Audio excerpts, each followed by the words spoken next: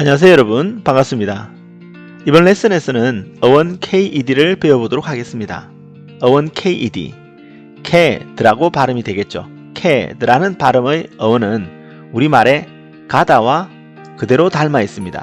소리와 의미가 그대로 닿아 있는 것이죠. 캐드라는 어원은 기본적으로 가다라는 뜻을 가지고 있습니다. 하지만 그 기본 의미에 머물지 않고 우리가 만약 목표를 향해서 나아가는 것이라면 전진하고 있다 라고 말할 수 있겠죠. 만약에 목표로부터 점점 멀어지고 있다면 우리는 후퇴하고 있다 이렇게 말할 수 있을 겁니다. 역시 이 전진이나 후퇴라는 의미의 단어를 만들 때도 캐드라는 어원을 사용하게 되겠죠. 만약에 우리의 전진이 성공에 닿았다면, 목표에 닿았다면 캐드는 성공이라는 의미의 단어를 만드는 데도 사용될 것입니다. 그리고 만약에 할아버지에서 아버지에게로, 아버지에게서 아들로, 아들에서 그 아들로 이어지는 무엇인가 계보가 있다면 우리는 그것을 계승이라고 하고, 그 계승이라는 의미의 단어를 만드는 데도 캐드라는 어원을 사용할 것입니다.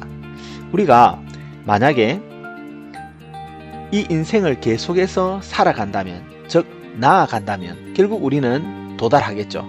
영원한 휴식에 도달하고 또 그것을 우리는 죽음이라고 부르기도 하겠습니다.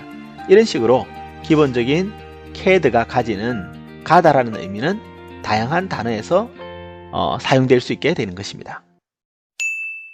이제 가다라는 의미를 가진 캐드라는 어원을 가지고 만든 다양한 단어들을 살펴보도록 하겠습니다.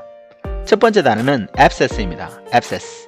abscess는 그림에서 보시다시피 이 혹부리 영감의 뺨 위에서 점점 크게 자라버린 혹을 의미하는 것이죠.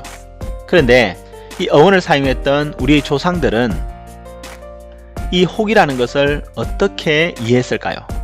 단어를 살펴보시면 abscess라는 이 단어는 abs와 cess라는 두 부분으로 이루어져 있는데요. abs는 나중에 살펴보겠지만 from이라는 전치사의 의미를 가지고 있습니다. 무엇으로부터. 이 그림에 그대로 적용해보면 뺨으로부터, 피부로부터 라는 의미가 되겠죠. 두 번째, cess라는 어근은 나아가다 라는 의미를 가지고 있습니다. 즉, 물론 우리가 발로 걸어가는 것은 아니지만 피부에서 조그맣게 자랐던 무엇인가가 점점 커져 나아가는 것을 묘사하고 있는 단어다. 그렇게 이해하시면 되겠습니다. 그래서 abscess는 종기 또는 종양이라는 의미의 단어가 되었습니다. 두 번째 단어는 exceed입니다. exceed는 동의하다, 가입하다 라는 의미고요. 앞에 있는 접두어 ac는 무엇에 라는 의미가 되겠습니다. to라는 의미가 되겠습니다. 무엇에게로 seed라는 말은 다가가다 라는 의미거든요. 그런데 무엇에게 다가간다는 것이 여러 의미로 파생되어질 수 있겠지만 이번에는 어떤 사람의 의견에 동의해주는 그런 행위이다. 그렇게 생각하시면 이 단어가 이해되실 겁니다. exceed. 그래서 동의하다. 동의했기 때문에 가입하다 라는 의미도 나올 수 있겠습니다. 세 번째 단어는 ancestor입니다. ancestor는 an과 cestor 두 부분으로 이루어져 있는데 n은 ant라는 앞 또는 먼저라는 의미의 접두어가 되겠습니다. cest는 말 그대로 나아가다 라는 것이죠. 조상이나 선조라는 것은 우리보다 먼저 삶을 살았던 분들이기 때문에 우리는 조상을 먼저 살았던 분, 먼저 나아갔던 분 하고 이해하게 되는 것입니다. ancestor 였습니다. 가다라는 의미를 가진 어원 캐드가 만들어내는 네 번째 단어는 anteced입니다. anteced의 ant는 앞선, 미리, 먼저 라는 의미가 되겠습니다. 앞전자라는 의미를 가지고 있습니다. seed는 이 캐드라는 어원의 변형인데요. K와 C는 서로 같은 발음을 가지고 또 C는 K가 가지고 있지 않는 부드러운 발음을 가지고 있기 때문에 발음이 anteced가 아니라 anteced가 되는 것입니다. 이 K와 C는 같은 소리로 봐주시는 게 좋겠습니다.